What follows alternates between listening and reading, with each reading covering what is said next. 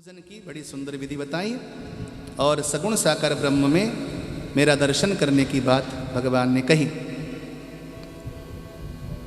माँ देवहूति का उद्धार किया। अंतिम में भगवान ने कहा कि हे माँ, मंदिर में भगवान की मूर्ति में तो मेरा दर्शन करें, लेकिन जीते जागते प्राणियों की उपेक्षा करें। ऐसे प्राणियों से भी, ऐसे भक्तों से भी मैं प्रसन्न नहीं होता। ये सोनी सोनी सूरत वाले तेरी माला के मन के हैं। बोलो जय श्री कृष्ण। जय श्री कृष्ण। इतने प्यारे प्यारे लोग बनाया ठाकुर ने। एक बच्चा हमें रोज भोजन कराता है, इसको देखता हूं कन्हैया की याद आती है। बोलो जय श्री कृष्ण।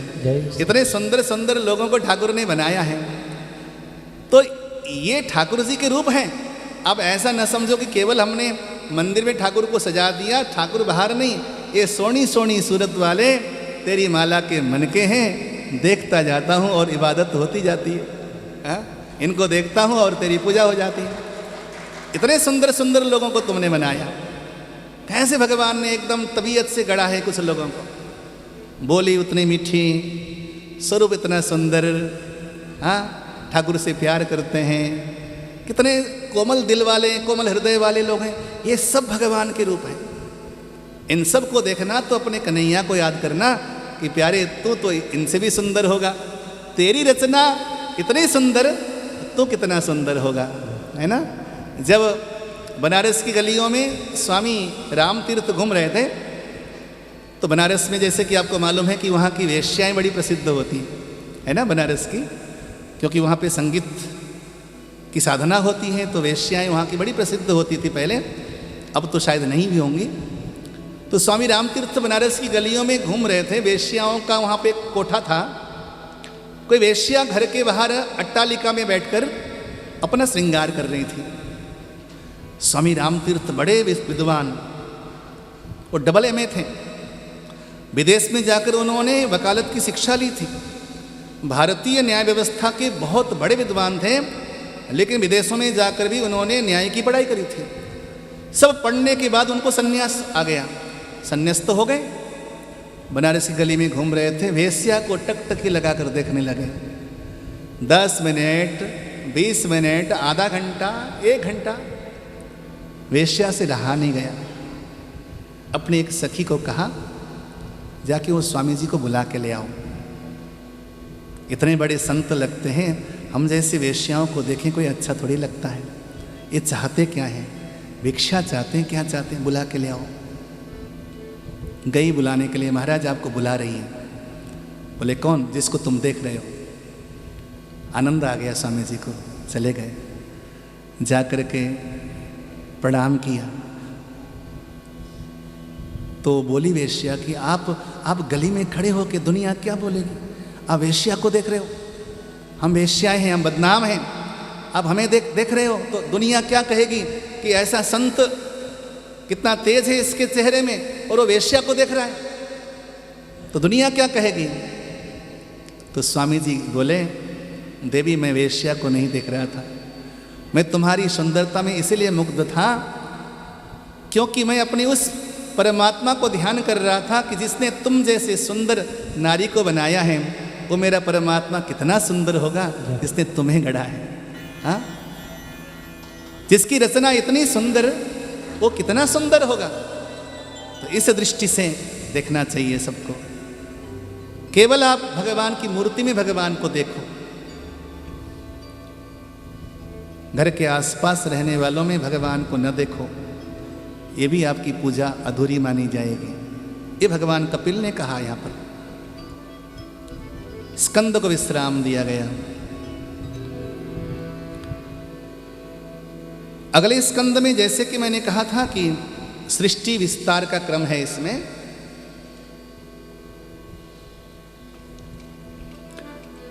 मनु जी महाराज की जो सबसे छोटी पुत्री थी प्रसूति का विवाह दक्ष प्रजापति के साथ किया था। दक्ष यानी कि चतुर, दक्ष यानी कि प्रवीण हर काम में। चतुर भी होता है दक्ष माने, प्रवीण भी होता है, योग्य, कुशल, अपने आप को कुशल समझना। तो दक्ष प्रजापति के घर में 16 कन्याओं का जन्म हुआ। 16 कन्याओं का जन्म हुआ तो 13 कन्याओं का विवाह उन्होंने धर्म के साथ कर दिया। मूर्ति देवी के घर में नर नारायण भगवान प्रकट हो गए। बची 3 कन्याएं। एक कन्या दी उन्होंने अग्नि देवता को, जो अग्नि में हम हवन डालते हैं ना, हवन में स्वाहा, जो स्वाहा है ये अग्नि देवता की पत्नी का नाम है। स्वाहा कहकर हम पहले उनकी पत्नी को देते हैं और वो अपने पति तक पहुंचाती हैं। तो स्वाहा जो है ये अग्नि देवता की पत्नी का नाम है। और एक पुत्री बची, उसका नाम, 2 पुत्रियां बची, तो उसका नाम था स्वधा। जो स्वधा है ये पितरों को दिया।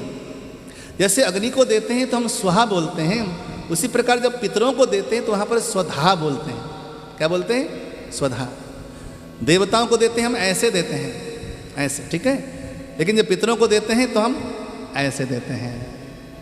कभी आप पितरों का तर्पण करने जाओगे ना हरिद्वार में, तो पितरों का तर्पण ऐसे किया जाता है। पितरों को देते हैं तो स्वधा कह कर देते हैं, और देवताओं को देते हैं तो स्वाहा करके ऐसे देते हैं। ये देवतीर्थ है और ये पितृतीर्थ है, और ये प्रजापति तीर्थ है और ये आत्मतीर्थ है। जब स्वयं को भी तर्पण दिया जाता है। एक माता जी बोली, मरने से पहले मैं अपना पिंडदान करना चाहती हूँ।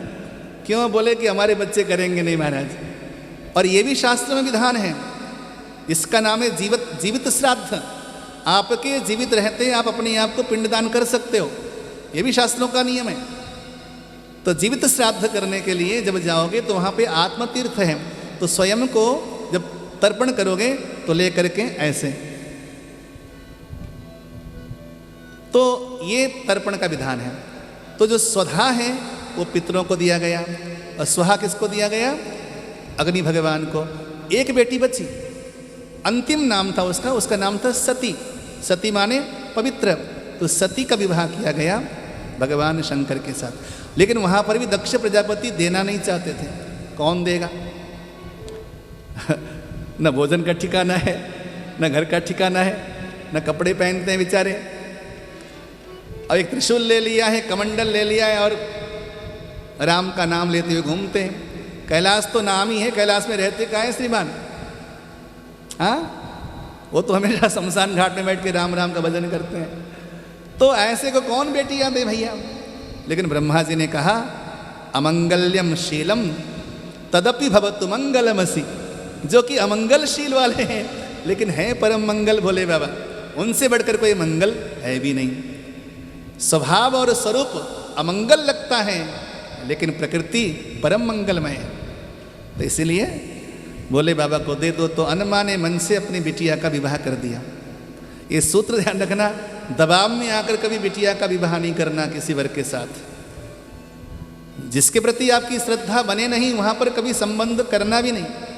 एक कथा हमें संकेत करती है, श्रद्धा बने तो संबंध करना, श्रद्धा न बने तो संबंध तोड़ देना बीच में ही, कोई बात नहीं। जीवन भर बच्चे दुख पावे, उससे अच्छा पहले तोड़ डालो। यहाँ पश्चिम बिहार में एक चावला साहब हैं, वो मेरे पास आए, महाराज जी कुंडली मिला दो। मैं कुंडली तो बढ़िया मिल गई, कर लो शादी। पहली बार जब वो गए तो उनका नेचर उनको समझ में नहीं आया। कहा वो तो बिल्कुल अपने रिश्तेदारों को रिश्तेदार मानते ही नहीं है, कैसा संबंध? मैंने कहा तोड़ डालो, अभी से तुम्हारी निष्ठा समाप्त हो चुकी है, आगे भी तुम्हारी निष्ठा बनेगी नहीं। तो निष्ठा बनाए रखना चाहिए। इसलिए हमारे यहाँ क्या कहा जाता है कि जब भी संबंध जोड़ो तो विनम्र हो जाओ, ताकि अगले को लगे कि हाँ नेचर अच्छा है। चाहे लड़की पक्ष के हों चाहे लड़के पक्ष के हों, विनम्र बने रहो। शादी कर दी, भोले बाबा दामाद बन गए। अब दक्ष प्रजापति को भगवान ब्रह्मा जी ने कहा कि ये प्रजापतियों का राजा होगा। सर्वश्रेष्ठ प्रजापति बना दिया दक्ष को। दक्ष थे ही, योग्य थे। जब दक्ष प्रजापति राजा बने, नहीं को अस जन्मा जग माही प्रभुता पाई, जाहि मद नाहि। इस दुनिया में कोई ऐसा व्यक्ति पैदा नहीं हुआ जिसको प्रभुता मिल जावे और उसको मद न हो। मद यानी कि घमंड न हो। दक्ष को घमंड हो गया। ऐसी सभा सजी थी। भगवान भोले बाबा भी उसी सभा में बैठे थे। दक्ष प्रजापति आए, सब खड़े हो गए, लेकिन बाबा खड़े नहीं हुए। जब बाबा खड़े नहीं हुए तो दक्ष को लगा कि इसने मेरा अपमान कर दिया। पहले से उनके प्रति निष्ठा नहीं थी, अब निष्ठा दुर्भाव में बदल गई। अब तो बहुत दुर्भाव हो गया। खड़े होकर दक्ष प्रजापति ने भोले बाबा को वहां पे सैकड़ों गालियां दी। जब गालियां दी, बाबा तो मस्त हैं, उन्हें क्या लेना देना, ना गाली से मतलब न स्तुति से मतलब। इसलिए भोले बाबा है। जहां स्तुति और निंदा कोई काम नहीं करता, उसका नाम शिव है। लेकिन वहां पे आसपास भगवान शिव के भक्त बैठे थे, नंदी बाबा बैठे थे। नंदी बाबा से बर्दाश्त नहीं हुआ और नंदी बाबा ने दक्ष प्रजापति को श्राप दिया, तुम्हारा अभिमानी सर कटेगा, मस्तक कटेगा दक्ष। घमंड यानी कि घमंडी इंसान टूटता है, बार बार टूटता है। भोले बाबा का मन खिन्न हो गया, वहां से खड़े हो गए, घर चले गए। ससुराल में जो जो घटना घटी थी जाकर श्रीमती को एक शब्द भी नहीं कहा। नहीं, आजकल अगर दामाद जी ससुराल गए हो, कुछ ऊंच नीच हो जाए तो वहां कुछ बोले ना बोले, लेकिन घर आकर श्रीमती को जय श्री कृष्ण करेंगे। ऐसा ही होता है ना, तुम्हारा भाई ऐसा, तुम्हारी माँ ऐसी, ये ऐसा, वो ऐसा। जितना सुनाना बेचारी उसको, उसका क्या दोष, बेचारी वो तो घर बैठी है। तो कभी किसी एक का अपराध किसी दूसरे को ले जाके ना किसी के सर पे फोड़ना नहीं चाहिए। बाबा से सीख लो। बाबा शांत हैं, चुप है, मौन है, कुछ नहीं बोले। सती माता ने सेवा करी। बहुत वर्ष बीत गए। आज दक्ष प्रजापति के मन में आया कि मैं यज्ञ करूं। उस यज्ञ का नाम रखा गया बृहस्पति सब, बारस्पत्यात् सब। उस यज्ञ में सबको बुलाया जाए, लेकिन शिव को न बुलाया जाए। सबको बुलाया, चिट्ठियां भेजी, दूतों को भेजा, लेकिन भगवान शिव को नहीं बुलाया। और शिव से द्वेष होने की वजह से मां सती यानी कि अपनी बेटी को भी नहीं बुलाया। जब भी कोई यज्ञ करें, अनुष्ठान करें, हर किसी को निमंत्रण दें। यज्ञ का एक अर्थ ये भी होता है, जिन लोगों से वर्षों से आपकी बोलचाल बंद है उनको भी बुलाया जाए यज्ञ के बहाने। हाड़ मास का शरीर है, जीवन का कुछ पता नहीं, कब तक लोगों से नाराज रहोगे। तुम भी नाराजगी को थूक दो, खत्म कर दो, वो भी समाप्त कर दें। गले मिल जाओ तो यज्ञ सफल हो जाए। लेकिन यहाँ तो कुछ कहानी दूसरी घटित हुई। शिवजी को नहीं बुलाया जो कि यज्ञ के स्वामी हैं, जिनके बिना यज्ञ पूरा होता ही नहीं। जब भोले बाबा को नहीं बुलाया तो यज्ञ नारायण भी यज्ञ में नहीं आए, ब्रह्मा जी भी नहीं आए ब्रह्मासन में। अब बताइए कि यज्ञ भोक्ता भगवान ही यज्ञ में नहीं है तो यज्ञ कैसा? अच्छा, वो यज्ञ कैसा होता है? जहाँ पर दिखावा होता है, जहाँ पर पाखंड होता है, वहाँ पर भगवान कभी नहीं आता। इस बात को नोट करना। जीवन में कभी दिखावे के लिए कोई यज्ञ करना नहीं, कोई पूजा पाठ नहीं करना, कोई जागरण चौकी भी मत करना। मैंने देखा है लोगों को। मैं कथा एक माध्यम होता है तो मैं थोड़ी सी कड़वी बातें बोल देता हूँ, लेकिन लोग माता की चौकी रखते हैं। 1 साल पहले की बात है, शालीमार बाग के बड़े धनाढ्य व्यक्ति, नहीं पीतमपुरा के थे, शालीमार उनका ननिहाल था, तो मुझे वहाँ से जानते थे। बोले गुरुजी माता की चौकी करानी है, हमने आपके बड़े भजन सुने हैं, मन हो रहा है कि माता की चौकी कर दो आकर। कहा ठीक है। तो ये रिंग रोड में जो बहुत बड़ा बैंक्वेट हॉल है, जहाँ पे कम से कम 500-600 लोग कर सकते हैं, बैठ सकते हैं आराम से, वहाँ पे सजाया। ऐसी सजावट, फूलों की ऐसी सजावट कि आप उसके भीतर प्रवेश करो तो चमेली चमेली, तो आनंद आ गया, आज तो माँ प्रत्यक्ष प्रकट हो जाएगी। मैंने अपने मित्रों से कहा कि इतना सुंदर माँ के लिए, लेकिन जैसे हमने वहाँ पे करना शुरू किया महाराज, पहली बात तो हमने चौकी माँ की जोत जलाई। माँ की जोत जलानी थी, लोगों ने अपना चाट पकौड़ी खाना शुरू कर दिया और जुट्ठम जुट्ठा करने लग गए। लोग खा रहे हैं, हाथ वगैरह धोए आके बैठे हैं, जोत के दर्शन कर रहे हैं। उधर श्रीमान भी कभी किसी को मनाने के लिए भाग रहे हैं, कभी किसी को मनाने के लिए।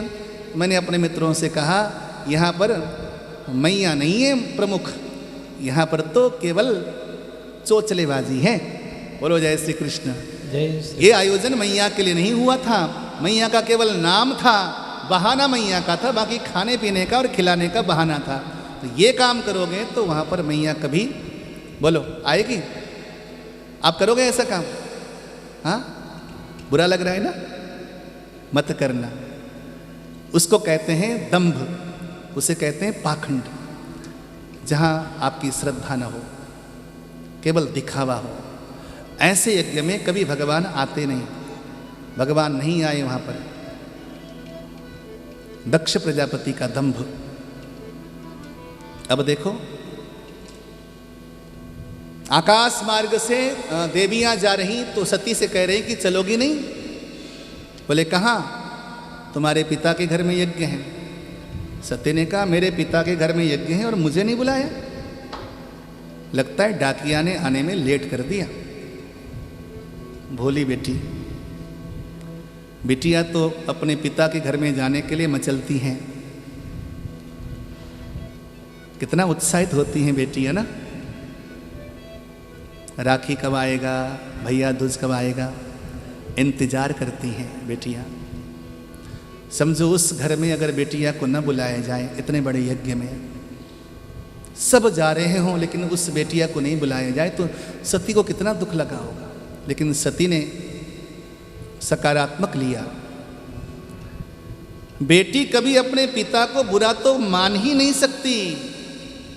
कभी गलती से भी उसके आगे उसके माँ बाप की बुराई मत कर देना, नहीं तो ज्वालामुखी बन जाती है। आपको मालूम है, माँ ने, भगवान शंकर ने जाने के लिए मना कर दिया सती को। अपनी पुरानी कहानी सुनाई तो माँ ने यहाँ पर काली का रूप धारण किया है। जो दश महाविद्या की बातें आपने सुनी होगी ना, दश महाविद्या, काली, छिन्नमस्ता, बगलामुखी, त्रिपुर सुंदरी, धूमावती, ये जो दश महाविद्या का आपने नाम सुना होगा। माँ ने भगवान शंकर के जो कैलाश है ना, कैलाश में 10 दरवाजे हैं, 10वें दरवाजे में भगवान शंकर ने अपने चौकीदारों को नियुक्त कर दिया, इसको निकलने मत दो, जाने मत दो, क्योंकि इसका भलाई नहीं वहां पर। तो हर दरवाजे से माँ निकलना चाहती है, लेकिन वहां पर चौकीदार खड़ा है, भोले बाबा का सेवक खड़ा है, पहरेदार। तो माँ ने 10 महाविद्या का रूप धारण किया और महाकाली बनकर निकली है। कभी जीवन में अपने मैके की, यानी कि इनकी मैके में किसी की बुराई मत करना, और जब जाना चाहे मैका तो चुपके से जाने भी दे देना, जाने दिया करो। माँ सती मानी नहीं। भोले बाबा जानते थे कि भला नहीं होगा, इसलिए रोकना चाहते थे, रुकी नहीं। तो बड़े लोगों का कहना मानना भी चाहिए कई बार, लेकिन अगर अति आवश्यक हो तो जाने देना भी चाहिए। गई जैसे यज्ञ मंडप में पहुंची, किसी ने भी मां सती का स्वागत नहीं किया। बहनों ने केवल दिखाया अपने वस्त्र आभूषण। ये तो एक वस्त्र में गई थी बेचारी, वनवासिनी थी, है तो जगदम्बा, सारे जगत का भंडार भरने वाली, लेकिन इनकी प्रकृति वैसी है। अच्छा, जिसकी प्रकृति जैसी होती है ना भाई, चाहे उसके पास पहनने के लिए हजारों कपड़े हो, पहने की वही पुरानी साड़ी। बोलो जय श्री कृष्ण। जिसके अंदर दिखावा है ही नहीं, जो ओरिजिनल जीवन जीता है, उसे तो सादगी पसंद आता है। भैया मेरे पास इतने कपड़े हैं, एक से बढ़कर एक कपड़े देते हैं जजमान, भरे पड़े हैं। आप मानोगे पिछले साल मैंने कम से कम भी 1 ट्रक कपड़े बांटे हैं। लोगों ने कहा इतने कपड़े आप बांटते हो, बना के पहनते तो हो नहीं। मैंने कहा मैं तो धोती कुर्ता पहनता हूँ, मेरी प्रकृति ये है, मेरे शरीर में और कोई वस्त्र सूट ही नहीं करता। तो दुनिया देने के लिए कुछ भी दे देवे, जो मुझे इस्तेमाल करना नहीं वो देकर फायदा क्या लेकर। तो जिसकी प्रकृति सादगीपूर्ण है, जो त्रिकाल संध्या बंदन करता है, जो अपने भोले बाबा की सेवा में मग्न रहती है, उनको वस्त्र आभूषण से कहाँ मतलब, कहाँ फुर्सत भाई। कुछ भी दे डालो पहनेगी नहीं, वो पहनेगी ही नहीं, उसकी प्रकृति वो है ही नहीं। तो देवियाँ तो वस्त्र आभूषण दिखाती हुई घूम रही हैं, लेकिन ये तो एक वस्त्र में गई थी, न वस्त्र न आभूषण, एक सौभाग्य द्रव्य था मंगलसूत्र, मस्तक पे ऊर्ध्वपुंड त्रिपुंड चंदन था, आंखों में काजल था, बगैर आभूषण के ही सुंदर थी मेरी माँ। जो आदि प्रकृति है, आदि शक्ति है, उनको सजने की क्या जरूरत है। अच्छा, सुंदरता आभूषण से नहीं होता, सुंदरता इंसान के मुस्कान से होता है, मुस्कुराहट से होता है। सुंदरता इंसान के मुस्कान में होता है, प्रसन्नता में होता है। हजारों आभूषण पहना दो, अगर उसका चेहरा मुरझाया हुआ तो सुंदर नहीं लगेगा इंसान। लेकिन आभूषण बिल्कुल ना हो, चेहरे में मुस्कान हो, तो देखो सारे आभूषण फेल हो जाएंगे उसके। माँ के सामने सारे आभूषण फेलते हैं वहाँ पर। लेकिन सती को लगा, मुझे लगा था कि बहनों से मिलूंगी, मुझे लगा था कि पापा से, पिता से मिलूंगी। पिता ने देखा तो तिरछी नजर से देखा, भौंए टेढ़ी करके देखा। सच कहते थे मेरे पति, मत जाओ, तेरा वहाँ पर स्वागत नहीं होगा, चलो यज्ञ भगवान के दर्शन कर लेती हूँ और वापस चली जाऊंगी। जब यज्ञ भगवान का दर्शन करने गई तो वहाँ पर चारों ओर जो है यज्ञ की ध्वनियाँ थी, मंत्रोच्चारण हो रहे थे, लेकिन केवल वहाँ पर दिखावा था, श्रद्धा निष्ठा नहीं थी। मंत्रोच्चारण करने वाले ब्राह्मण भी केवल वहाँ पे अपनी नौकरी कर रहे थे, केवल अपना कार्य पूरा करने का मन था। उनके अंदर लगाव था ही नहीं यज्ञ से, क्योंकि जब पाखंड हो रहा है, किसी प्रकार कार्य सिद्ध करके चलना चाहते थे ब्राह्मण भी। यज्ञ भगवान वहाँ थे नहीं। और ईशान कोण में भगवान भोले बाबा का आसन होता है, वहाँ पर बाबा को आसन दिया ही नहीं था। और जब तक ईशान कोण में शिव जी नहीं बैठेंगे तो यज्ञ मध्य में भगवान नारायण आएंगे नहीं। शिव जी के बिना यज्ञ पूरा होता ही नहीं, सब ब्राह्मण आचार्य जानते। तो सती को लगा ये सब दंभ हो रहा है, पाखंड हो रहा है, पिताजी को थोड़ा सा सजग कर दूं। पिताजी, ये यज्ञ नहीं है, ये दिखावा है।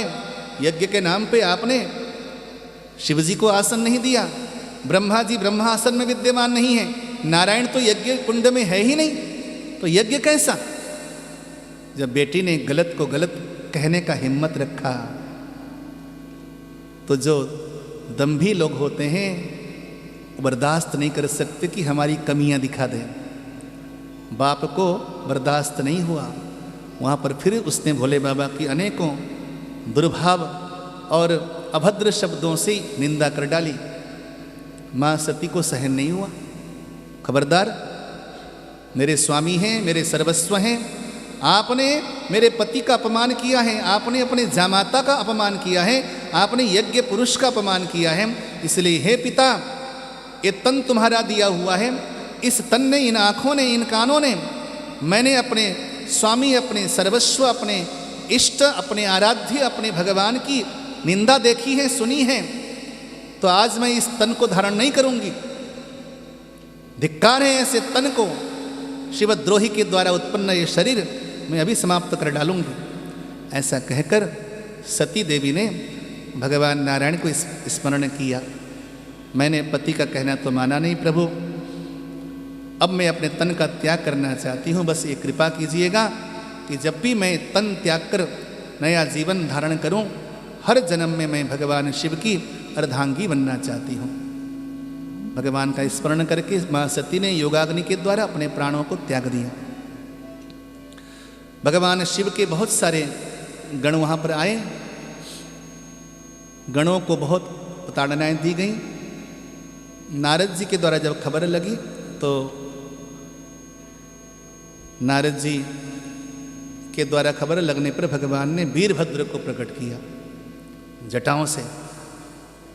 शिव पुराण में लिखा है कि भद्रकाली भी वहीं से प्रकट हुई थी। जब जटाएं उखाड़ी और जटाओं को पटका धरती पर, 2 जटाएं, एक से वीरभद्र प्रकट हो गए और एक से भद्रकाली। वीरभद्र ने कहा प्रभु क्या आज्ञा है?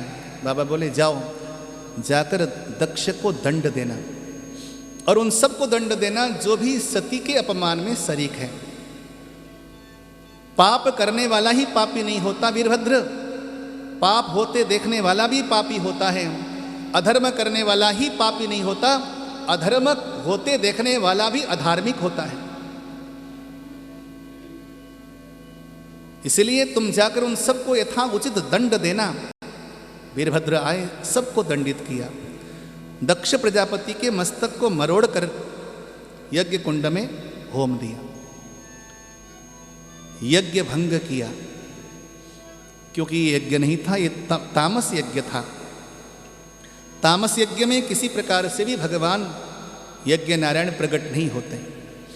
और अब तो देवताओं ने भगवान की स्तुति करना आरंभ किया। हे भगवान, तमर्कस्तम सोम तमसि पवनस्तम हुतवः त्वमापस्तम व्योमो त्वमुधरणिरात्मा त्वमिति च। हे भोले बाबा, तुम सूर्य हो, तुम चंद्रमा हो, तुम अग्नि हो, तुम वायु हो, तुम पृथ्वी हो। दक्ष ने, ऋत्विजों ने, 19 जनों ने भोले बाबा की और भगवान यज्ञ नारायण की स्तुति करी। और भगवान यज्ञ नारायण प्रकट हो गए कनखल में, इसी हरिद्वार में। आप जाते हो ना, ये कनखल में जाते हो ना, कनखल में ही यज्ञ हो रहा था। ये यज्ञ हरिद्वार में हो रहा था दक्ष प्रजापति का। आप इस समय यज्ञ मंडप में बैठे हो जहाँ पर यज्ञ नारायण प्रकट हुए थे, यहीं यज्ञ हो रहा था कनखल में, हरिद्वार में। तो कनखल में भोले बाबा प्रकट हुए और बाबा ने यज्ञ पूर्ति कर दिया। जो यज्ञ के अंतिम में पूर्णाहुति डाली जाती है ना, वो यज्ञ शिष्ट सारी सामग्री को नारियल में भरकर, पहले नारियल काटते हैं, नारियल काट करके उसमें भर दिया जाता है यज्ञ सामग्री। और यज्ञ सामग्री भरकर खड़े होकर आहुति डालते हैं। पता है ये पूर्णाहुति भगवान शिव को दिया जाता है। कुछ लोग इसको मानते नहीं, लेकिन हमारे गुरुजी कहा करते थे नारियल काटना। अच्छा, जब नारियल काटते हो, नारियल को खोपड़ा कहते हैं, कहते हैं कि नहीं? नारियल का जब खोपड़ा होता है, देखने में ना वो सर जैसा लगता है, आंखें नाक सब बना हुआ रहता है, कभी आपने ध्यान दिया होगा, इसलिए उसको खोपड़ा कहते हैं। अच्छा, इंसान का घमंड कहाँ रहता है, जरा बताओ, कहाँ रहता है घमंड? खोपड़े में रहता है। तो जहाँ पर घमंड रहता है वो खोपड़ा भीतर से खाली होता है। जहाँ घमंड होता है खोपड़ा भीतर से क्या होता है? क्योंकि जहाँ घमंड होगा वहाँ पर भगवान होगा नहीं, जहाँ अहंकार होगा वहाँ भगवान होगा नहीं, जहाँ भगवान नहीं होगा वो जगह खाली होती है। तो उस खोपड़े को काट कर फिर वहाँ पे क्या भरा जाता है? घी। घी अर्थात प्रेम, रस, सरसता। कन्हैया क्या चुराते हैं? माखन। माखन माने प्रेम। तो खोपड़ा जो खाली था उसको काट कर उसमें प्रेम भरा जाता है, यानी कि श्रद्धा, भक्ति, प्रेम, आस्था, विश्वास, जो भी कहें आप, वो घी भरा जाता है, उसको पूर्ण किया जाता है। फिर उसको बांध कर फिर खड़े होकर कहते हैं ओम पूर्णमदः ओम पूर्णमिदं पूर्णात् पूर्णमुदच्यते पूर्णस्य पूर्णमादाय पूर्णमेवावशिष्यते। हे भगवन्, तुम पूर्ण हो, तुम सत्य हो, अंतिम में पूर्ण ही अवशेष बचता है। तो खड़े होकर अंतिम आहुति भगवान शिव को ही दिया जाता है। ये उसी पूर्णाहुति का प्रतीक है, दक्ष प्रजापति का चरित्र। तो भगवान भोले बाबा ने यज्ञ को पूर्ण किया। सबने उठकर भगवान भोले बाबा की वंदना करी।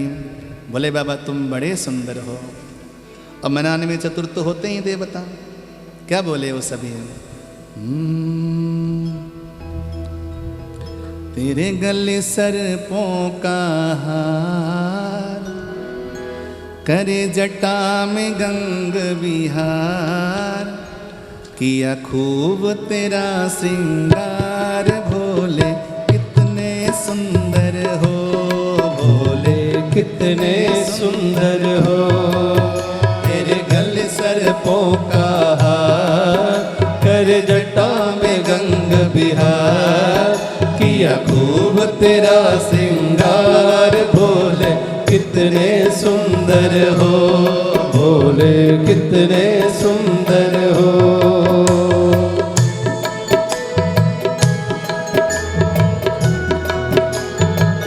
मीठी मीठी तालियां बजाओ, हर बार नाचना जरूरी नहीं है, तालियों से भी काम चल जाता है। जय हो।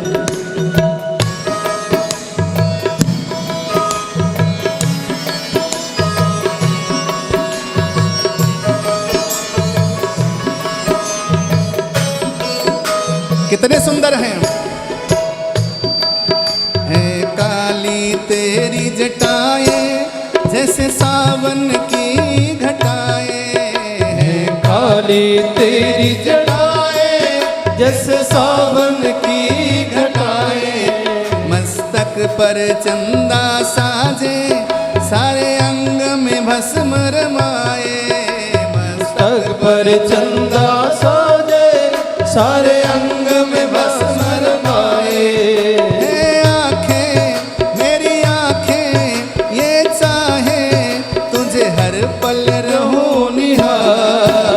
तेरे गले सर्पों का हार, कर जटा में गंग बिहार, किया खूब तेरा श्रृंगार। भोले कितने सुंदर हो, भोले कितने सुंदर हो।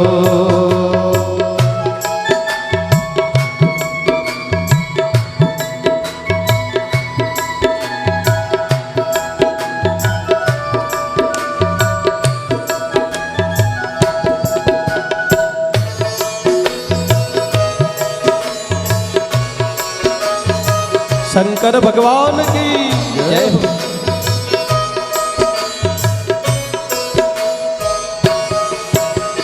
गले मुंडों की माला नैनों में काजर डाला है, गल मुंडों की माला नैनों में काजर डाला।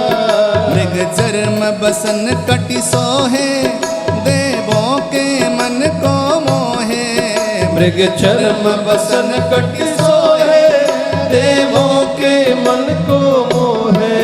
नंदी पर असवारी, नंदी पर असवारी, मैं करूं तेरा मनुहार। तेरे गले सर्पों का हार, कर जटा में गंग बिहार, किया खूब तेरा श्रृंगार। भोले कितने सुंदर हो, भोले कितने सुंदर हो।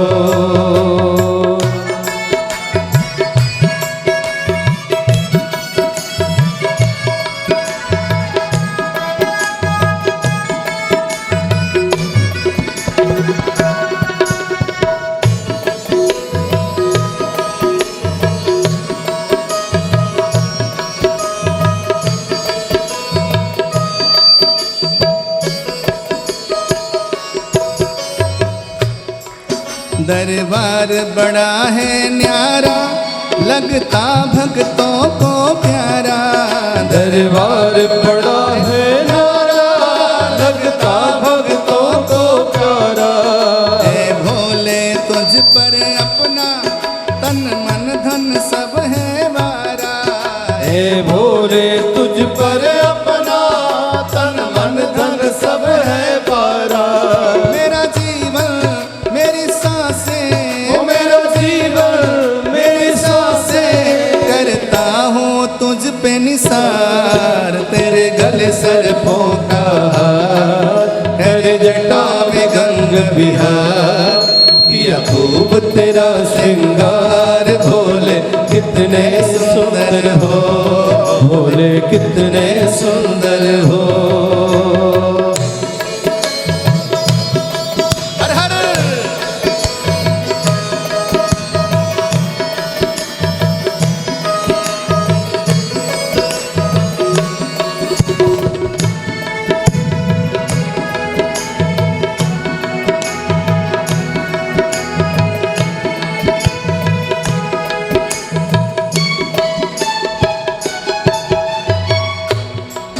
वरदान ये दे दो मुझको, गुणगान करूं मैं तेरा। वरदान ये दे दो मुझको, गुणगान करूं मैं तेरा। वरदान ये दे दो मुझको, गुणगान करूं मैं तेरा। वरदान ये दे दो मुझको, गुणगान करूं मैं तेरा। ना भूलूं कभी मैं तुमको, धरूं ध्यान में शाम सवेरा। ना भूलो कभी मैं तुमको, धरूं ध्यान में सांझ सवेरा। तुम स्वामी हो मेरे, तुम स्वामी हो मेरे, नहीं देना मुझे विसार। तेरे गल सर्पों का हार, कर जटा में गंग बिहार। किया खूब तेरा श्रृंगार, भोले कितने सुंदर हो, भोले कितने सुंदर हो। तेरे गल सर्पों का हार, कर जटा में गंग बिहार।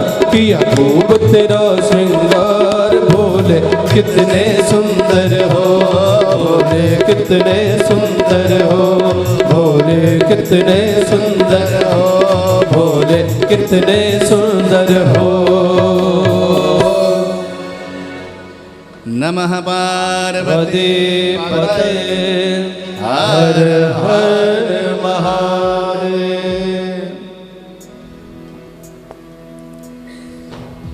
देवताओं ने बाबा की स्तुति करी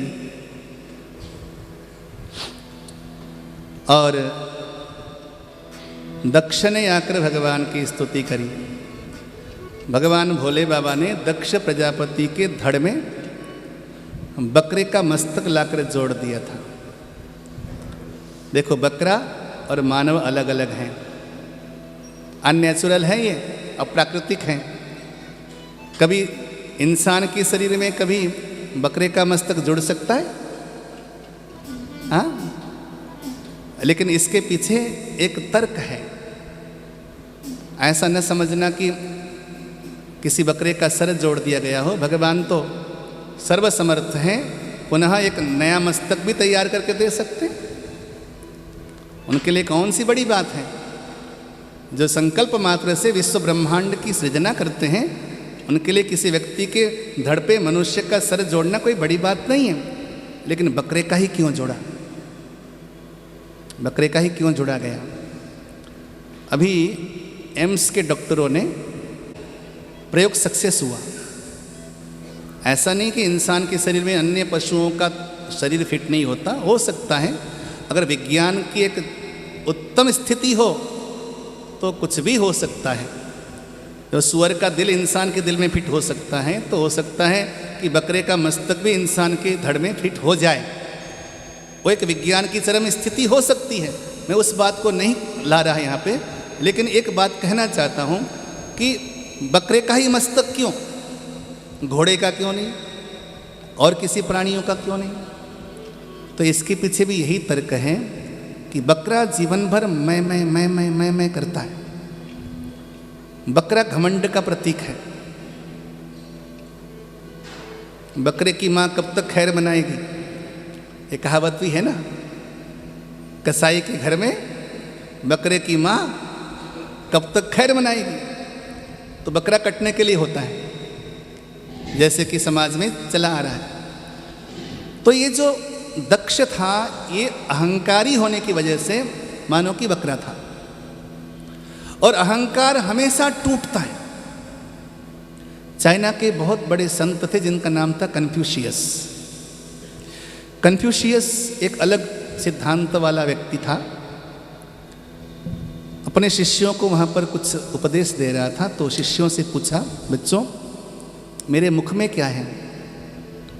बच्चे बोले, गुरुजी आपके मुख में दांत हैं और एक जिह्वा है। बोले इनका इतिहास बताओ।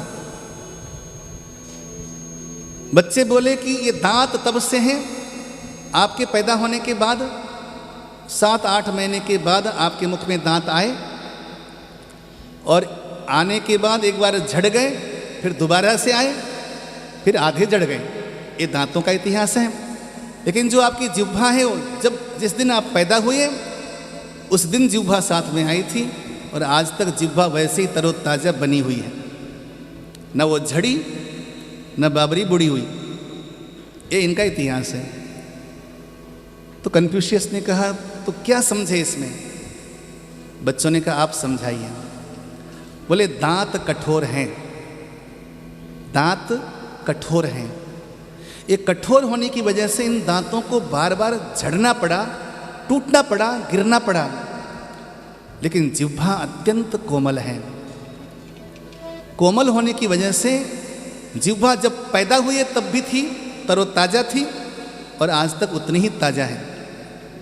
90 साल की बुढ़िया के आगे रसगुल्ला रख दो, जिह्वा वैसे लपलपाएगी। बोलो जय श्री कृष्ण। जिह्वा बाबरी बूढ़ी नहीं होती। मैंने देखा है कि हर अंग के डॉक्टर हैं। थोड़ा मैंने चिंतन किया है, आँखों के डॉक्टर भी हैं, कान के भी हैं, मशीनें लग जाती हैं, चर्म के भी हैं, प्रत्येक शरीर के अंग के डॉक्टर हैं। मैंने कभी कहीं पढ़ा नहीं कि कोई जिह्वा का डॉक्टर बना हो। इस बाबरी जिह्वा में कोई छोटा मोटा घाव हो भी जाए ना तो 2-3 दिन में ठीक हो ही जाता है। जिह्वा में कोई बड़ा घाव हो भी जाए तो ठीक हो जाता है फटाफट, कुछ दवाई लगा लो ठीक हो जाएगा। कभी बूढ़ी नहीं होती, कुछ भी खा लेती है, सामने इमली देखी नहीं वही रस टपकाती है। तो जिह्वा क्यों बूढ़ी नहीं होती? तो कन्फ्यूशियस ने कहा जिह्वा इसलिए बूढ़ी नहीं होती बच्चों कि जिह्वा कोमल है, वो लचकदार है, हर जगह मुड़ जाती है, उसके अंदर ना कठोरता नहीं है। जहाँ कठोरपन होगा वो टूटेगा, वो गिरेगा। मैं पहाड़ों में रहा करता था, मेरा जन्म पहाड़ों में हुआ। पहाड़ों में ना बड़ी बड़ी नदियाँ बहती हैं। नदियों के बगल में बेंत की झाड़ होती है। बेंत की झाड़, अभी आप हरिद्वार से जाओगे तो रास्ते में बहुत सारे बेंत के फर्नीचर बेचते हैं मेरठ के आसपास। मेरे ख्याल से आप तो एक्सप्रेस वे से आए होंगे तो आपको मिला नहीं होगा, लेकिन अगर आप नीचे से जाओगे तो बेंत के फर्नीचर बहुत सारे बिकते हैं। ये सारे नदियों के किनारे होते हैं और नदियों के किनारे बड़े बड़े वृक्ष भी होते हैं।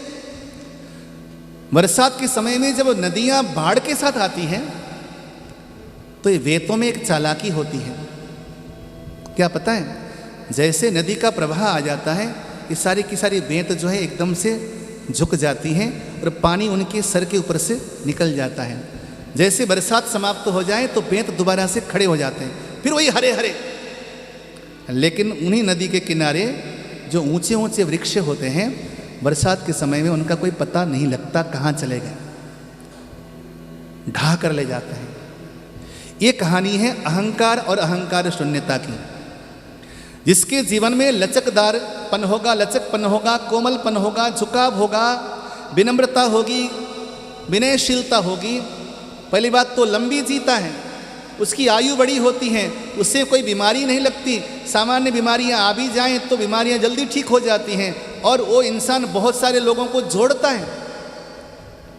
जीवन रसमय होता है, उसके जीवन में निरस्ता होती नहीं। हर जगह विनम्रता होने की वजह से हर जगह सम्मान पाता है, लंबी जीता है और भगवान के नज़दीक रहता है। लेकिन जिसके अंदर कठोरपन, ढीठपन, ठूठपन होता है वो समय से पहले टूट जाता है। बीमारियां हजारों लग जाती हैं, मित्र उसके कोई बनते नहीं, बने हुए भी बिछड़ जाते हैं। इस प्रकार उसका जीवन एकांकी हो जाता है, उसको कटने के लिए और टूटने के लिए दुनिया छोड़ देती है। यही कहानी दक्ष प्रजापति की है। बोलो जय श्री कृष्ण। जय श्री कृष्ण। दक्ष की कहानी से हम अपनी कहानी समझें। कल हमने ध्रुव जी की कथा सुनी थी। ध्रुव जी ने 36,000 वर्षों तक शासन किया था धराधाम का। भगवान ने मांगने के लिए कहा था तो ध्रुव ने कुछ मांगा नहीं था, केवल भक्ति मांगी थी। भगवान ने कहा था कि जो मेरा भजन भक्ति करता है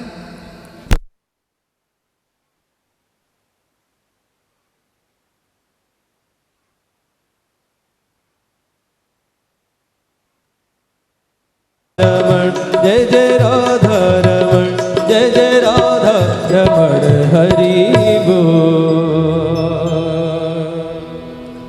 ध्रुव जी की कथा कल हमने सुनी थी। 36,000 वर्षों तक ध्रुव जी ने धराधाम में शासन किया। ये सत्ययुग की बात है, इसलिए 36,000 वर्ष ज़्यादा लगेगा आपको। 36,000 वर्षों तक शासन करने के बाद वो तप करने के लिए बद्रिकाश्रम में गए। समय हो गया है तो यमराज स्वयं ध्रुव जी को लेने के लिए पहुंचे। मृत्योर मूर्धिम पदम दत्वा आरुरोहाद्भुतम गृहम, ऐसा लिखा है भागवत जी में। कहा जाता है कि भगवान का विमान थोड़ा ऊंचा होता है। विमान में बैठना है तो कैसे बैठे, धरती को टच नहीं करता विमान ना, तो बैठना है तो कैसे बैठे, ध्रुव जी के छोटे पांव।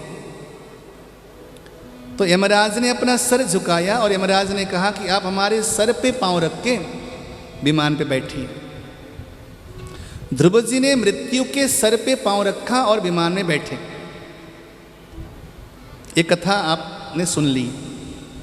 इसका मतलब क्या है? मौत हमारे सर में पांव रखें या मौत के सर पे हम पांव रखें, समय आ गया निकट। आदमी अभी भी संसार के झंझटों में चिपका हुआ है और जब मौत घसीट कर ले जावे तब भी जाने की तैयारी न करें तो इसका मतलब है कि आपके सर को मौत ने कुचलना ही कुचलना है। लेकिन अब अवस्था हो गई है, धीमे धीमे संसार के दायित्व को किसी को सौंपकर, ठीक है ना, अब चलने की तैयारी करो।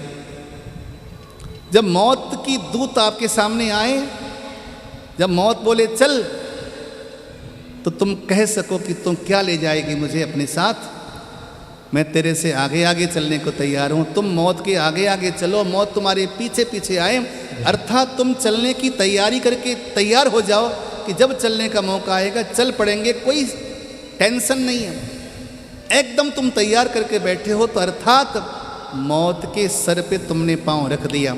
जो मौत के सर पे पांव रख पाए वही इंसान मुक्त हो सकता है। ये इस कथा का ये तात्पर्य है। मौत हमें कुचल डाले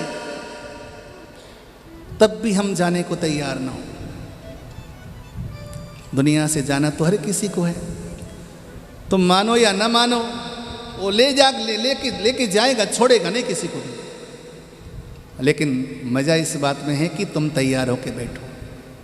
जीवन में हर चीज की तैयारियां करते हो ना, नहीं करते? बोलो, हरिद्वार आना था, बोलो कितने दिन पहले से तैयारी करके बैठे थे। टैक्सी किसको करनी, मैंने 3 दिन पहले कर लिया था टैक्सी। वो तो थोड़ा महंगा बोल दिया, फिर हमने चेंज कर दिया उसको। पड़ोसी के भरोसे में रहे, 2,000 फालतू मांग लिया उसने। मैंने सुरेश से कहा ये तो ज़्यादा महंगा मांग रहा है, क्योंकि ये लोग आते रहते हैं, हम आते रहते हैं। दूसरा किया, फिर 2,000 सस्ता करके आए। बोलो जय श्री कृष्ण। तो तैयारी तो हमने 2 दिन पहले करी ना। श्रीमती से मैंने बोला कपड़े मंगा लो ड्राई क्लीनिंग से, धो के रख देना कपड़े।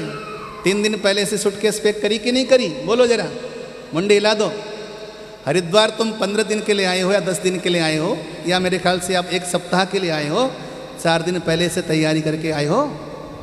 सुखधाम भवन में आपने फ़ोन भी किया होगा, कथा करवानी है भैया, कमरे खाली रखियो, हम मेंबर हैं इसके। 1 महीने पहले से कर लो बात। कथा करने से पहले तैयारी आपने अच्छी खासी तैयारी करी है। राशन पानी, मसाले, क्योंकि बनिया लोग बाजार का मसाला खाते नहीं, कुटवाना शुरू किया होगा आपने, मसाले कुट। बोलो जय श्री कृष्ण। तो सारी तैयारियां करी ना 10 दिन के लिए, 1 हफ्ते के लिए। तो बताइए कि ऐसी यात्रा, जिस यात्रा को कोई खबर ही नहीं कि कितनी लंबी यात्रा होनी है, खाने को मिलेगा नहीं मिलेगा, कपड़े मिलेंगे नहीं मिलेंगे, सर्दी के मौसम में कंबल ना मिले तो नींद ना आवे, कोई तैयारी नहीं बिल्कुल भी। तो यानी कि पूर्व से तैयारी करना किसकी? मृत्यु की। मैं ना, मुझे अच्छा लगता है, पंजाबी बाग फ्लाईओवर है ना ऊपर, तो वहाँ पे पहले एक बड़ा सा बोर्ड लगा करता था। आजकल वहाँ से बोर्ड उतार दिया लोगों ने। वहाँ बड़े बड़े अक्षरों में लिखा रहता था, हमारे यहाँ अंतिम क्रिया का सारा सामान तैयार मिलता है। और नीचे अपना फ़ोन नंबर दे दिया उसने। मैंने गाड़ी रोकी और मैंने सोचा कि इसने हमारा सामान भी तैयार रख लिया होगा पहले से, यानी कि वो लोग अपना सारा सामान तैयार करके बैठे हैं, ठीक है। हमारे लिए जो काठ की घोड़ी वो तैयार पहले से मिलेगी, लेकिन हमारी कोई तैयारी नहीं है। हमारे लिए सारी तैयारियां, लकड़ियां 1 महीने पहले 2 महीने पहले कटी होंगी तभी तो जलाएगी, हाँ, लेकिन हमारी कोई तैयारी नहीं है। बातें कड़वी हैं साहब, लेकिन बात पते की है, मानो चाहे न मानो, हमारी तैयारी कुछ नहीं है। हाँ, जो तैयार करके तैयार होके जाना चाहे वो मौत के सर को रौंद के आगे जाएगा तो उसको मुक्ति मिलेगी। लेकिन जो मौत आने के बाद भी चिपका हुआ है, नहीं जी अभी तो पोते की शादी देखनी है, देख ले, अब कैसे देखेगा? मौत ले जाएगी तो कैसे देखेगा बताओ? कोई नहीं देख पाएगा। जिस दिन यहाँ से दुनिया से निकलना होगा 1 मिनट का समय नहीं देता मौत। तो हमें सजग रहना होगा। ये ध्रुव की कथा से हमने समझना है। 36,000 वर्षों तक शासन किया, निष्कंटक शासन किया, चक्रवर्ती साम्राज्य था, सब कुछ था, लेकिन तैयारियां पहले से थी। कम नहीं होती साहब, 36,000 वर्ष बहुत होती हैं। इतने लंबे उम्र तक जीने वाला बंदा भी तैयार होकर बैठा है। और इतना ही नहीं, भगवान ने पहले कह दिया था 36,000 वर्षों तक तू धराधाम की शासन करेगा, यानी कि भगवान ने 36,000 वर्ष तो गारंटी दे दी थी, इतने समय तक तू जिएगा। फिर भी बंदा तैयार करके बैठा था, तैयार होकर बैठा था। हमारे पास तो 36 मिनट का समय भी फिक्स नहीं है। तो बोलो हमें कितनी तैयारी करनी चाहिए? ये ध्रुव जी की कथा से हमने समझनी चाहिए। बोलो जय श्री कृष्ण। ध्रुव के वंश में आगे चलकर अंग हुए। अंग के वंश में वेन हुआ। ये वेन नास्तिक राजा था। कभी कभी अच्छे घरों में गलत संतान भी आ जाती है, मैंने जैसे कहा। तो वेन का ऋषियों ने मंत्र शक्ति के द्वारा हुंकार से वध कर दिया था। वेन के शरीर को मंथन किया गया था।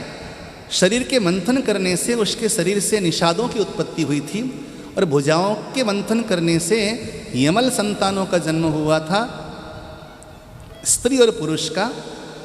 पुरुष स्वयं पृथु महाराज थे, तो स्त्री थी वो अर्ची देवी थी। लक्ष्मी और नारायण ही आए थे। बोलिए लक्ष्मी नारायण भगवान की। धरती का उद्धार करने के लिए लक्ष्मी नारायण ही स्वयं पृथु और अर्ची बनकर आए थे। पृथ्वी में चारों ओर अशांति थी। जब धरती पे गलत राजा आता है ना, तो धरती अपनी उर्वरक क्षमता को कमजोर कर देती है, पैदावारी समाप्त हो जाती है, प्रजा भूखी मरने लगती है। जब गलत राजा आ जाता है तो मुझे अच्छा लगता है, 2 साल से लगातार गरीब लोगों को फ्री में अन्न बांटा गया। देश में, हमारे देश में अन्नपूर्णा का वास था। देखो गरीबों को फ्री अन्न बांटा गया, फ्री भोजन बांटा गया गरीबों को। बहुत सारे स्वयंसेवी संगठनों ने बड़ी सेवा की। हमारे देश में अन्नपूर्णा का वास था। अभी मैंने अखबार में पढ़ा, अभी भी कम से कम 5 वर्ष तक पूरे भारत को भोजन कराने की जरूरत पड़ जाए, तो इतना स्टॉक में है देश में कि गरीबों को भोजन 5 वर्ष तक और कराया जा सकता है। मैंने कहीं पढ़ा आर्टिकल। तो ये देश है हमारा भारत। पूरे विश्व को भोजन कराने की क्षमता भारत में है, इसलिए इसका नाम भारत है। भारतेति भारतः, जो पोषण कर सकता है उसका नाम भारत है। जब विधर्मी लोग शासन करते हैं देश में, तो धरती में उर्वरक क्षमता समाप्त हो जाती है। धरती बीजों को खा जाती है, अकाल पड़ जाता है देश में, त्राही त्राही करने लगती है जनता। पृथु महाराजा आए, पृथ्वी का उद्धार कैसे हो? पृथ्वी का नाम पहले मेदिनी था। पृथ्वी को वध करने के लिए उन्होंने तीर चलाना चाहा। पृथ्वी ने कहा मेरा वध करने से कुछ नहीं होगा राजन, पापियों का शासन होगा तो मैं अपने गर्भ में धान्य रख ही नहीं सकती। ऐसा करिए, आप पुण्यात्मा हैं, आप धर्मात्मा हैं, आप मेरा दोहन कीजिए। पृथ्वी ने गौ माता का रूप बनाया और धरती माता से सब ने अपने अपने लिए धान्यों को और वस्तुओं को, भोजनों को दोहा। धरती को दोहा गया। पृथ्वी शस्यशालिनी, समृद्धियों से भरी है हमारी पृथ्वी। इसलिए सुबह उठना तो सबसे पहला काम करना धरती माता को प्रणाम करना। जो रोज सुबह उठकर धरती माता को प्रणाम करता है वो कभी भूमिहीन नहीं होता।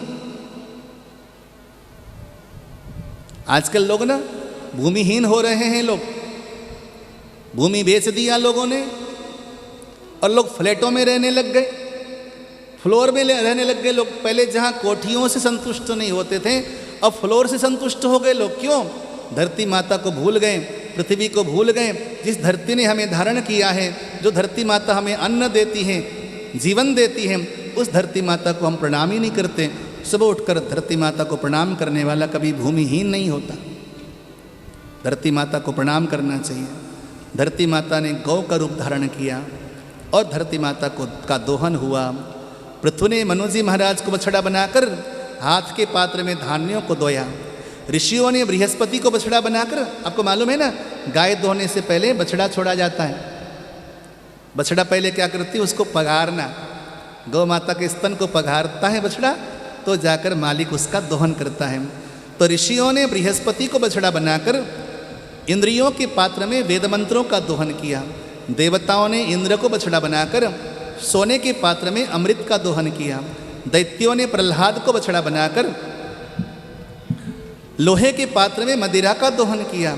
गंधर्वों ने विश्वावसु को बछड़ा बनाकर कमल के पत्र में गान विद्या का दोहन किया। और पितरों ने अर्यमा को बछड़ा बनाकर मिट्टी के पात्र में कव्य का दोहन किया। सिद्धों ने कपिल को बछड़ा बनाकर आकाश के पात्र में अणिमादि सिद्धों का दोहन किया। और पिशाचों ने रुद्र को बछड़ा बनाकर खप्पर के पात्र में रक्त का दोहन किया। सर्पों ने तक्षक को बछड़ा बनाकर मुख के पात्र में विष का दोहन किया। मांस भोजी जानवर ने सिंह को बछड़ा बनाकर शरीर रूपी पात्र में मांस का दोहन किया।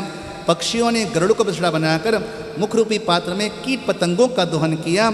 और वृक्षों में वटवृक्ष को बछड़ा बनाकर जड़ रूपी पात्र में अनेकों प्रकार के रसों का दोहन किया। अर्थात धरती एक थी, उस धरती से हर किसी को भोजन प्राप्त हो गया। यह है धरती का कमाल। लोग परमात्मा का चमत्कार ढूंढना चाहते हैं। सबसे बड़ा चमत्कार हमारी पृथ्वी है। 100 गज की पृथ्वी में आप 100 प्रकार के बीज डाल दो, नीम का भी डाल दो, गन्ने का भी डाल दो, इमली का डाल दो, अलग अलग रसों के पौधे लगा दो। वहाँ पर पृथ्वी एक है, खाद एक डालो सब में, लेकिन धरती माता हर बीज में अलग अलग रस प्रदान करती है। ये सबसे बड़ा चमत्कार है।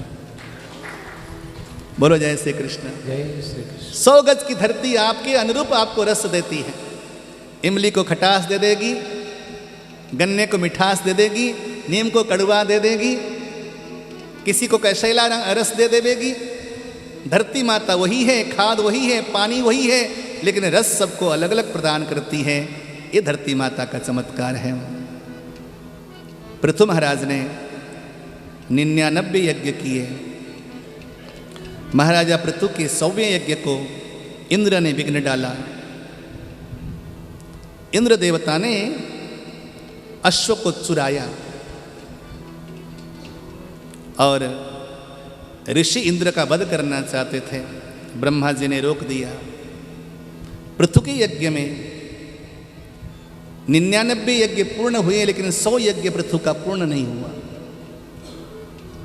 ये संकेत क्या देता है? बहुत सुंदर संकेत देता है। ये समझना चाहो तो समझना इस प्रसंग को। स्वयं भगवान भी अगर इंसान बनकर आएगा, स्वयं परमात्मा भी यदि इंसान बनकर आएगा, तो उस इंसान की इच्छा पूर्ण नहीं होगी। एक कथा वो बताती है।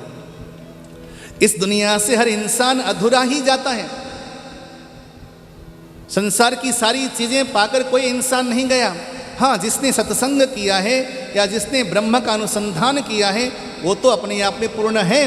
लेकिन अगर संसार की बातें करें कि दुनिया से जाने वाला, यदि आप रिलायंस वाले को बोलोगे, मुकेश अंबानी को, भैया दुनिया से जा रहा है तो पूर्ण जा रहा है, बोलेगा अभी तो साउथ अफ्रीका में बहुत खजाना पड़ा हुआ है, वो खुदवाना था, बोलेगा। अभी तो अमुक सागर में बहुत सारा गैस पड़ा हुआ है, वो सारा निकालना था, ऐसा बोलेगा। दुनिया से जाने वाला बड़े से बड़ा इंसान भी अधूरा जाता है यदि इंसान बनकर आया है तो। अर्थात इंसान अर्थात अधूरा। हमारे देश के बड़े प्रसिद्ध कवि रहे जिनका नाम था शिवमंगल सिंह सुमन। उन्होंने बड़ी प्यारी कविता लिखी है। मैं कई बार इस प्रसंग में उसको गुनगुनाता हूँ। मैं पूर्णता की खोज में पग पग भटकता ही रहा। मैं पूर्णता की खोज में पग पग भटकता ही रहा, पर हर कदम पर रोड़ा अटकता ही रहा। हो निराशा क्यों मुझे, जीवन इसी का नाम है, चलना हमारा काम है, चलना हमारा काम। इस दुनिया में कोई पूर्ण नहीं जाता। इस विशद विश्व प्रहर में किसको नहीं बहना पड़ा, सुख दुख हमारी ही तरह किसको नहीं सहना पड़ा। फिर क्यों मैं व्यर्था कहता फिरूं, मुझ पर विधाता वाम है, चलना हमारा काम है, चलना हमारा काम है। कुछ कह लिया, कुछ सुन लिया, कुछ बोझ अपना बट गया। अच्छा हुआ तुम सब मिल गए, कुछ रास्ता ही कट गया। क्या राह में परिचय कहूँ, राही हमारा नाम है, चलना हमारा काम है। हम सब राही तो हैं। हम रास्ते में मिल गए, हरिद्वार आ गए, एक सप्ताह गुजारेंगे, अपना अपना रास्ता मापेंगे। जीवन यात्रा है, सब यात्रा में चल रहे हैं, सब संग में। कोई कहाँ बिछड़ेगा, कोई कहाँ बिछड़ेगा। जीवन अपूर्ण लिए हुए, पाता कभी खोता कभी, आशा निराशा से घिरा, हंसता कभी रोता कभी, गति मति न अवरुद्ध हो, इसका ध्यान आठों याम है, चलना हमारा काम है, चलना हमारा काम है। जीवन एक यात्रा है, चलते चलो राह में। कभी किसी को मुकम्मल जहां नहीं मिलता। किसी ने कहा कभी किसी को मुकम्मल जहां नहीं मिलता, कहीं जमीन नहीं मिलती, कभी आसमान नहीं मिलता। यहाँ हर किसी को, हर किसी की इच्छा पूर्ण नहीं होती, कुछ न कुछ इच्छाएं अधूरी रह जाती हैं। अधनाः धनमिच्छन्ति वाचं चैव चतुष्पदाः, मानवाः स्वर्गमिच्छन्ति मोक्षमिच्छन्ति देवताः। निर्धन मनुष्य धन चाहता है, पशु वाणी चाहते हैं, मनुष्य स्वर्ग चाहता है और देवता मोक्ष चाहते हैं। आपको मालूम है देवताओं को कभी मोक्ष नहीं मिलता, पता है ना। देवताओं को भी अगर मोक्ष चाहिए तो पहले उनको मनुष्य ही बनना पड़ेगा। मोक्ष का द्वार केवल मानव जीवन है। उन देवताओं को भी अगर मोक्ष चाहिए तो देवताओं को पहले मनुष्य बनना पड़ेगा, तब मोक्ष के द्वार में प्रवेश करेंगे। तो देवता मोक्ष चाहते हैं, मनुष्य क्या चाहते हैं, स्वर्ग चाहते हैं। तभी तो नाम के आगे लिखते हो स्वर्गवासी। हाँ, हम स्वर्ग चाहते हैं। जिस स्वर्ग में हम जाना चाहते हैं वहाँ के देवता चाहते हैं कि हमें मोक्ष मिले, यानी कि पहले मनुष्य बने। वो मनुष्य बनना चाहते हैं। गायन्ति देवाः किल गीतकानि धन्यास्तु ते भारत भूमि भागे। एक ऐसी विडंबना है। पृथ्वी महाराज के वंश में आगे चलकर प्राचीन वरी नाम के राजा हुए और पुरंजनोपाख्यान सुनाकर के मानव जीवन की वास्तविकता का दर्शन कराया। स्कंद को विश्राम दिया गया सुंदर हरिनाम संकीर्तन के साथ।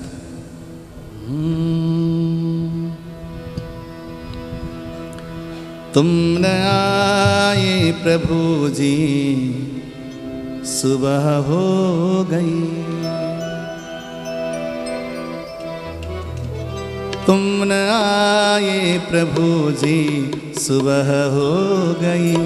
तुम न आए प्रभु जी, सुबह हो गई। तुम न आए प्रभु जी, सुबह हो गई। तुम न आए प्रभु जी, सुबह हो गई। मेरी पूजा की थाली धरी रह गई। मेरी पूजा की थाली धरी रह गई। तुम न आए प्रभु जी, सुबह हो गई। तुम न आए प्रभु जी, सुबह हो गई।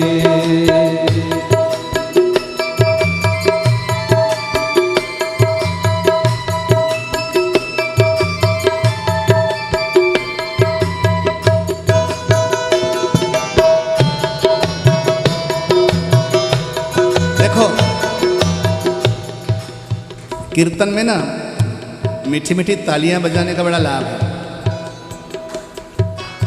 क्योंकि जैसे हम भगवान का या कीर्तन करते हुए ताली बजाते हैं ना, तो भीतर से हमारे पाप बाहर निकल के आते हैं। ठीक है, अब यूं समझो कि आपके घर में मच्छर बहुत ज़्यादा है, आसपास मच्छर घूम रहे हैं, करते हो ना। अब यूं समझो कि हमारे पाप बाहर निकलेंगे, सामने आएंगे, झट से तालियों से उनको मार डालो ताकि पुनः भीतर जा न सके। तालियों का मतलब ये होता है, बोलो।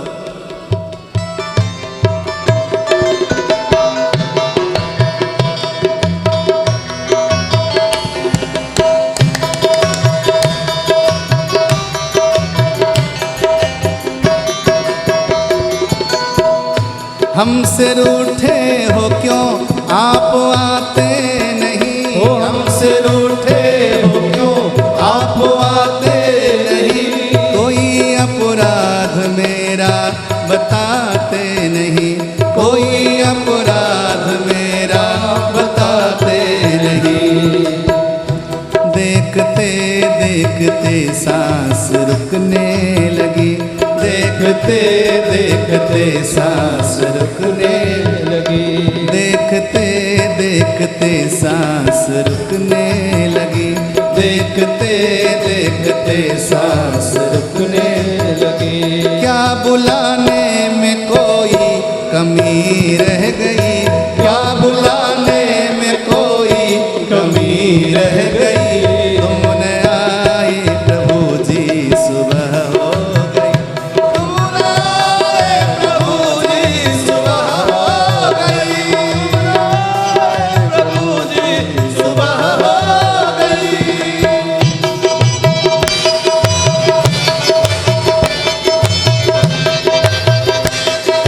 हरि बोल।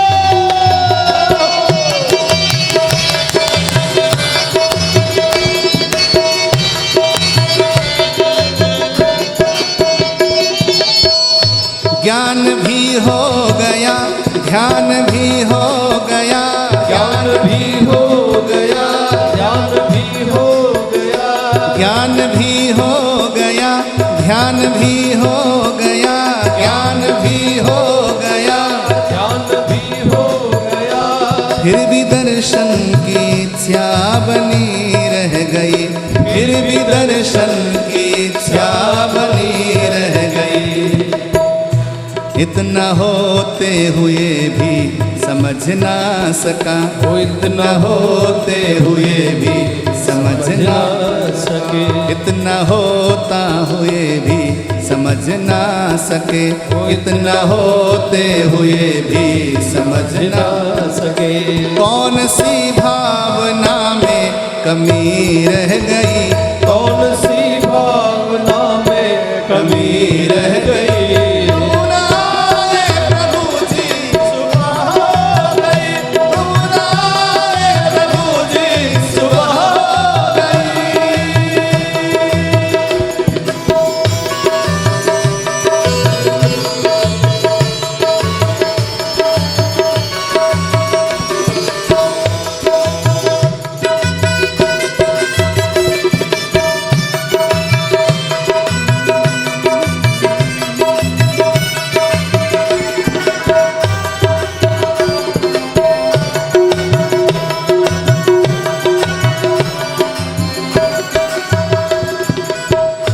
दीन बंधु दया सिंधु कहलाते हो, दीन बंधु दया सिंधु कहलाते हो, दीन बंधु दया सिंधु कहलाते हो, दीन बंधु दया सिंधु कहलाते हो। करते दीनों पे अब तुम दया क्यों नहीं, करते दीनों पे अब तुम दया क्यों नहीं। हम अनाथों के हो स्वामी तुम तो प्रभु, हम अनाथों के हो स्वामी तुम तो प्रभु, हम अनाथों के हो स्वामी तुम तो प्रभु, हम अनाथों के हो स्वामी तुम तो प्रभु। क्या लगन में मेरे कोई कमी रह गई, क्या लगन में मेरे कमी रह गई, तुम न आए प्रभु जी सुबह हो गई।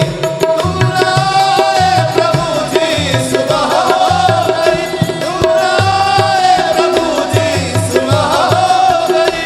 मेरी पूजा की थाली धरी रह गई, मेरी पूजा की थाली धरी रह गई, तुम न आए प्रभु जी सुबह हो गए, तुम न आए प्रभु जी सुबह हो गए, तुम न आए प्रभु जी सुबह हो गए, तुम न आए प्रभु जी सुबह हो गए, तुम न आए प्रभु जी सुबह हो गए, तुम न आए प्रभु जी सुबह हो गई। जय जय श्री राधे। पुरंजनोपाख्यान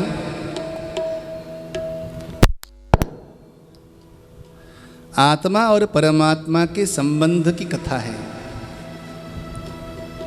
वेदांत में एक सूत्र आता है, द्वा सुपर्णा सायुजा सखायाः समानं वृक्षं परिशश्व जाते तयोरन्यः पिप्पलं स्वादवत्यः नस्तन अन्यः अभिचाकशीति। इस संसार में भगवान और हम दोनों साथ में आए थे। हमारा और भगवान का अभिन्न संबंध है। वो हमसे दूर बिल्कुल नहीं है, कमी केवल इतनी सी है कि हम भूल गए। यूं समझो कि ये संसार एक पीपल का वृक्ष था, यहाँ पर आत्मा और परमात्मा साथ में आए थे, यानी कि हम और भगवान साथ में आए थे। आते समय भगवान ने कहा था, बच्चे तो मेरा मित्र है, अति प्रिय मित्र है या पुत्र है, इस पीपल में बड़े नशीले फल होते हैं तो मत खाना। भगवान ने बहुत समझाया, समझाने पर भी लालच के मारे उस नशीले फलों को खाना शुरू कर दिया। नशीले फलों को खाते खाते हमें फल तो याद रहा, लेकिन ये याद नहीं रहा कि हमारे पास भगवान भी हैं। हम भगवान को भूल गए। बहुत दिनों के बाद जब भगवान ने देखा कि मेरा कहना तो माना नहीं, ये नशे में चूर है, बार बार भगवान ने हमें याद दिलाने का प्रयास किया, हम याद करना ही नहीं चाहते। कभी सद्गुरु की कृपा हो जाती है, तब जाकर हम अपने भगवान को पहचान लेते हैं, तब जाकर के हम बंधन से मुक्त हो जाते हैं। ये वेदांत की बड़ी प्यारी कथा है। स्कंद को विश्राम दिया गया। पंचम स्कंद में भागवत जी का तीसरा लक्षण है स्थानम। स्थानम स्थिति वैकुंठ विजयम कहा, अर्थात ये मनुष्य अपने तपस्या से, अपनी साधना से वैकुंठ लोक को प्राप्त कर सकता है। उस प्रसंग को सुनाते हुए इसमें मनु जी महाराज के जो बड़े पुत्र थे, जिनका नाम था प्रियव्रत, उनकी कथा सुनाई। महाराजा प्रियव्रत विवाह नहीं करना चाहते थे, भजन में मस्त थे। ब्रह्मा जी ने कहा गृहस्थाश्रम में प्रवेश करो। गृहस्थाश्रम बहुत सुंदर आश्रम है, धन्यो गृहस्थाश्रम कहा है महापुरुषों ने। सानंदम सदनम सुतस्य सुदीयः कांता प्रियालापिनी इच्छा पूर्ति धनम स्वयोषितरति स्वेच्छा परा सेवका। और क्या है आगे? हाँ हाँ हाँ, आनंदम शिवपूजनम प्रतिदिनम मिष्ठान्न पानम गृहे साधो संतमुपासितम सततम धन्यो गृहस्थाश्रमः। भर्तृहरि जी महाराज कहते हैं कि जिस घर में सुबह शाम भगवान शिव की पूजा होती हो वो घर धन्य है।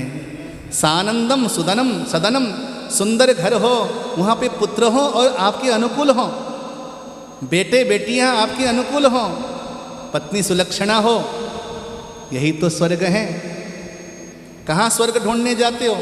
और ये घर बनाना हमारे हाथ में है, इसे सपना मत समझना। ये घर हम बना सकते हैं। अभी से अपने बच्चों को बोलो कि बेटा हम तो अपना घर स्वर्ग नहीं बना सके, तुम अपना घर स्वर्ग बना सकते हो। जब घर में शांति होती है तो पैसे की कमी नहीं होती है। पैसे की कमी वहाँ पर आती है जब घर में अशांति होती है, तो दरिद्र का वास हो जाता है। जब घर में आपस में कलह होती है और स्वार्थमय जीवन जीने लगता है। ये सबसे पहले नोट करना मेरी बात। अगर घर में सभी स्वार्थी हैं, उस घर में लक्ष्मी आ नहीं सकती। जो लक्ष्मी आई होगी वो भी जाएगी ही जाएगी। इसलिए घर में रहने वाले अगर 5 जने, आजकल तो मैक्सिमम 6 जने होते हैं, बिटिया ब्याह के चली जाती है, 2 पति पत्नी स्वयं, 2 बच्चे, 4 जने हो गए, 2 उनके बच्चे, 6 ही तो हो गए। एक घर में षडंग होता है, 6 लोग होते हैं। अगर 6 में से कोई भी इंसान ऐसा हो जो अपने लिए जिंदगी जी रहा हो, वो इंसान घर को स्वर्ग नहीं बना सकता। घर को स्वर्ग वही बनाएगा जो सामने वाले के लिए जिंदगी जिए। पत्नी पति के लिए जिए और पति पत्नी के लिए जिए, बच्चे माँ बाप के लिए जिए और माँ बाप बच्चों के लिए जिए। निश्चित है कि वो घर स्वर्ग बनेगा। उस घर को लक्ष्मी कभी भी नहीं त्याग सकती। इस बात को नोट करके ले जाना। चाहे तुम्हारा काम कितना भी मंदा हो, कितने बड़े बड़े कोरोना भयंकर महामारी आ जाए, तुम्हारे घर में दरिद्रता आ ही नहीं सकती। बस केवल इतना प्रयास करना, स्वार्थमय जीवन मत जीना घर में। यही तो रामायण में हमने सीखा है। जरा बताओ तो सही कि रामायण में कौन स्वार्थी था? रामायण में एक बंदा भी स्वार्थी नहीं था, तभी तो राम राज्य आता है। एक सेठ जी थे, खानदानी सेठ जी। उनके घर में अपार लक्ष्मी की कृपा। हमारे गुरुजी सुनाया करते थे इस प्रसंग को। अपार लक्ष्मी थी उनके घर में। आज लक्ष्मी मैया ने सोचा, इस सेठ के घर में रहते रहते बूढ़ी हो गई मैं, इसका घर छोड़ना ही पड़ेगा। मैं सेठ के घर को छोड़ दूंगी। लक्ष्मी जी ने निश्चय किया। सुबह सुबह सेठ जी पूजा कर रहे थे। एक बड़ी प्यारी सी नारी ऊपर से नीचे उतर आई। सेठ जी, मैं तुम्हारा घर त्याग कर जा रही हूं। सेठ जी ने पूछा, कौन है देवी आप? बोली, मैं तेरे घर की लक्ष्मी हूं, खानदानी तेरे घर में निवास कर रही हूं, लेकिन तेरा चरित्र कुछ गड़बड़ चल रहा है आजकल, इसलिए मैं तेरा घर त्यागना चाहती हूं। सेठ सत्संगी थे, भगवान का भजन पूजन तो करते ही थे जाने अनजाने में। माँ, आप हमारे घर को त्याग कर मत जाओ। चरणों में गिर पड़े। भगवान का स्वभाव होता है जो चरण में आ जाए उसका त्याग नहीं करते।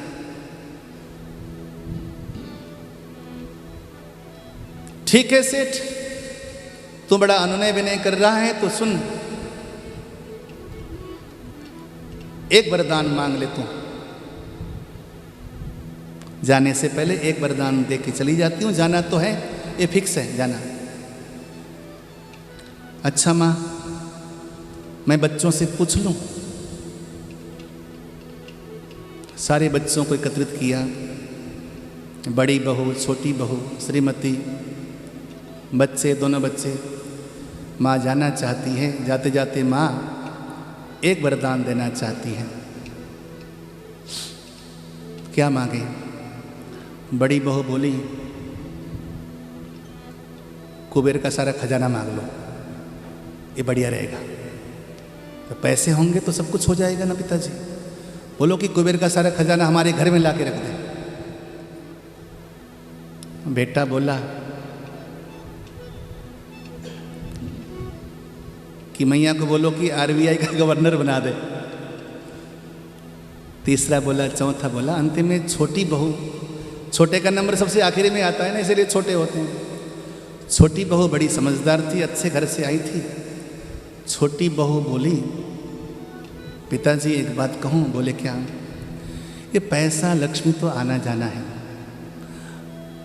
पैसे को ना लोग चंचला कहते हैं पिताजी, चपला कहते हैं। ये पैसा कभी किसी का हुआ है पिताजी? पैसों से किसी को शांति मिली आज तक? पिताजी माँ बड़ी कृपालु हैं, जाती जाती एक वरदान देना चाहती है, एक बात मांग लो बस। बोले क्या? बोलो मांग लो माँ से। हम परिवार में जो इतने सारा परिवार जो हमारा है, जैसे कि दोनों सास ससुर हो गए, हम दोनों देवरानी जेठानियाँ हो गए, 2 भाई हो गए, हमारे बच्चे हो गए, हम पूरा परिवार जो हमारा परिवार है ना, ये आपस में खूब भरपूर प्रेम से मिलकर रह लें, आपस में एक दूसरे के लिए जीवन जीना शुरू कर दें, बस ये मांग लो आप। सेठ जी को बात जच गई, बाहर गए माँ के पास। माँ, फिक्स हो गई बात। बोले कि एक काम करो माँ, जाती जाती, क्योंकि आपको जाना तो है ही है, तो एक आशीर्वाद दे के जाओ कि हमारा पूरा परिवार आपस में खूब मिलकर रहे, खूब एक दूसरे को प्यार लुटाएं, प्रेम लुटाएं, स्वार्थ का जीवन न जिए। हर व्यक्ति दूसरे के लिए जीना शुरू कर दे, दूसरे के लिए सोचना शुरू कर दें। बच्चे जब बाजार से घर जाएं तो माँ बाप के लिए सोचें, माँ बाप बाजार से घर जाएं तो बच्चों के लिए सोचें। जब देवरानी जेठानियाँ बाजार करने जाएं तो अपनी देवरानी के लिए पहले सोचें, जेठानी के लिए पहले सोचें, अपनी ननद के लिए पहले सोचें, परिवार के लिए पहले सोचें, अपने लिए आखिरी में सोचें। बस एक दूसरे से प्यार करें, एक दूसरे के लिए त्यागना शुरू कर दें। ऐसा प्यार भर के चली जाओ माँ, मैं कैसे मना कर सकता हूँ, आपको जाना ही है तो। लक्ष्मी ने बिना विचारे कह दिया, तथास्तु सेठ, जो तुमने मांगा ऐसा ही होगा। अब तो घर में सब प्रेम से रहने लगे, सबके भीतर स्वार्थ समाप्त हो गया था, प्रेम से रहने लग गए थे। माँ निकल गई थी घर से बाहर, जाती जाती, क्योंकि एक घर से निकली है तो उसको भी ठिकाना चाहिए, इस घर से निकली है तो दूसरे घर में ठिकाना चाहिए ना, मैं किस घर में जाऊं। अब सोचने लगी कि कहाँ जाऊं मैं, तो जाती जाती मैया सोचने लगी, अरे जिस घर में परस्पर में प्रेम से मिलकर रहते हैं, जहाँ एक दूसरे के लिए सौहार्द में जीवन जीते हैं, जहाँ एक दूसरे के लिए त्यागते हैं, जहाँ पर त्याग में जीवन होता है, वही घर ही तो मेरा अपना रहने का घर है। अरे राम राम राम, मैंने गलती से अपना घर ही दे दिया सेठ को, मैंने गलती से अपना घर लुटा दिया। अब तो माँ वहाँ से उल्टे पाँव आई सेठ के घर में, कुंडा खटखटाने लगी। भीतर से सेठ जी, कौन? मैया बोली, मैं लक्ष्मी। दरवाज़ा खोला, अरे मैया आप तो चली गई थी, लौट के आ गई फिर दोबारा से। लक्ष्मी बोली, सेठ तूने अपने बातों में मुझे उलझा दिया, तूने जाने अनजाने में मेरे रहने का घर तूने मांग लिया। जिस घर में सब प्रेम से आपस में सौहार्द में जीवन जीते हैं, प्रेम में जीवन जीते हैं, त्याग में जीवन जीते हैं, वो घर ही तो मेरा रहने का ठिकाना है, वही घर ही तो वैकुंठ है। मैंने गलती से अपना वैकुंठ तुझे दान कर दिया सेठ, अब मैं तेरा घर छोड़ के कभी नहीं जाऊंगी। फिर सुनते हैं कि